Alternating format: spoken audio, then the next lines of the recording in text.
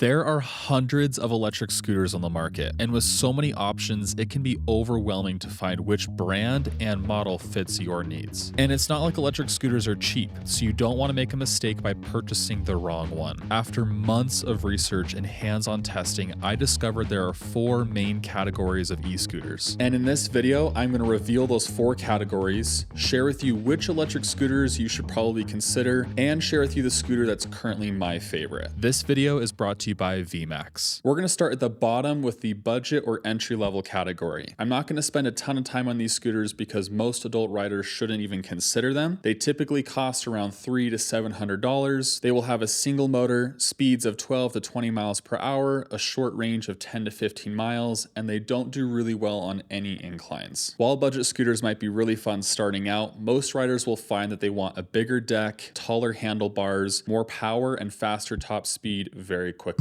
I would recommend skipping this category altogether and moving on to the higher quality scooters in the next one. The next category is the lightweight commuter. And what's interesting about these scooters is that depending on the brand or the model, they can actually be surprisingly good. These scooters typically cost around $800 plus. They'll have a single or dual motor, speeds of 15 to 24 miles per hour, a medium range of 20 to 30 miles. They weigh about 40 to 50 pounds, and they do way better on inclines than the previous scooters. I love this category because they're really easy to carry up and down stairs, lift into a vehicle, or just store inside your house. I currently own 2 scooters in this category, the VMAX VX2 Pro GT, as well as the Apollo Air. I love the VX2 Pro because it has a great top speed, packs a ton of range, can handle heavier riders, and is surprisingly quick for a single 500 watt motor with a peak power of 1300 watts. Quite frankly, it smokes the air in terms of acceleration and build quality. If you're interested in picking one of these up, I'll link it below the like button. The third category is the heavyweight commuter, and this is the perfect balance of performance while still maintaining some affordability. These electric scooters typically cost $1,200 plus. They have single or dual motors, speeds of 25 to 35 miles per hour, a long range of 40 to 60 miles. They weigh about 60 to 70 pounds, and they do really well on medium inclines. These scooters are perfect for increased riding comfort, faster speeds, longer rides, and rougher terrain. I currently own 2 electric scooters in this category, the VMAX VX4 GT, as well as the Apollo City Pro. I like that the VX4 has longer range, heavier max load, more power per motor, off-road tires, and in my opinion, it looks better than the City Pro. I would also argue that it has better build quality overall, although the City Pro does have a little bit softer triple suspension. I have a few changes I would make to both, but we'll talk more about that later. And if you're interested in the VX4 GT, I'll link that in the description. The final category is the premium or off-road / high-speed category. These electric scooters are the most expensive, starting at $2,000 and can cost as much as $10,000. These electric scooters have dual motors, speeds of 35 to 70 miles per hour, a long range of 50 to 60 plus miles, weigh anywhere from 90 to 150 pounds, do really well on steep inclines, and offer extreme performance. People buying these scooters have disposable income, want to rip it off-road, are comfortable riding at extremely high speeds, and want tons of unique features. Now the question is, which one is best for you? And that really depends on your needs. We already talked about how most people shouldn't consider getting a budget or entry-level scooter, and I'm assuming most of you watching this video aren't interested in a $10,000 premium electric scooter, but if that is you, there are plenty of other YouTube channels dedicated to those types of scooters, so you can check those out. So that leaves us with the lightweight and the heavyweight commuter. Now every electric scooter brand and model to model is different, but here are the basics. Typically, a lightweight scooter will have less features and less power, but will be more compact and a lot lighter. This is a great place to start if you've never ridden an electric scooter before or you're more of a casual rider. A heavyweight commuter will typically have more power, features, and range, but will also be a lot bigger and heavier. This is for much more experienced riders and those who want to ride really long distances. And to give you a better idea of what that looks like for you, let's compare 2 scooters, one from each category. My favorite lightweight commuter, like I've already said, is the VX2 Pro, and my favorite heavyweight commuter is the VX4. They are both made by a Swiss brand, and you can tell just by looking at them that they are built really, really well. Comparing the two, you can see that they have similar top speeds, drum and regen brakes, water resistance, headlight brightness, tail lights, turning indicators, and large displays. Now, while the VX4 does have a fancier display, I wish it was a little less exposed, similar to the VX2 Pro. Both also have solid folding mechanisms, 10-inch tires, and thumb throttles. The VX2 Pro is lighter, while the VX4 has more range, heavier load limit, better battery, more power, steeper incline rating, dual suspension, wider deck, and off-road tires. I prefer the VX2 Pro when I'm going on a shorter ride, I need to carry it up and down the stairs, want to take it on a road trip, or I'm just running a quick errand. And it's actually surprisingly fun for being so compact. And I love that it has these simple turning indicators. I really wish all of my scooters had that. VMAX sent me this scooter for a previous video, and it's quickly become my all-time favorite. Now I prefer the VX4 for when I'm going on longer rides, needing to carry more weight like a backpack, powering up steep inclines, or I'm just riding on rougher terrain. You can definitely tell it has more acceleration, and it keeps delivering mile after mile. I really enjoy that it has a wider deck, a substantial footrest, and dual suspension. VMAX sent me the VX4 for this video, and it's probably my second favorite after the VX2. So if you want a quick, lightweight scooter with great features, I would currently pick the VX2 Pro GT. And if you want a flagship scooter with more range, suspension, and power, I would go with the VX4 GT. I'll drop the links below for you, and you can use code AustinBrady to get 10% off either one. Hopefully that gives you a better idea of the 4 categories and which electric scooter you should consider. If you have any questions, please let me know. Thank you guys for watching, and I'll see you in the next one.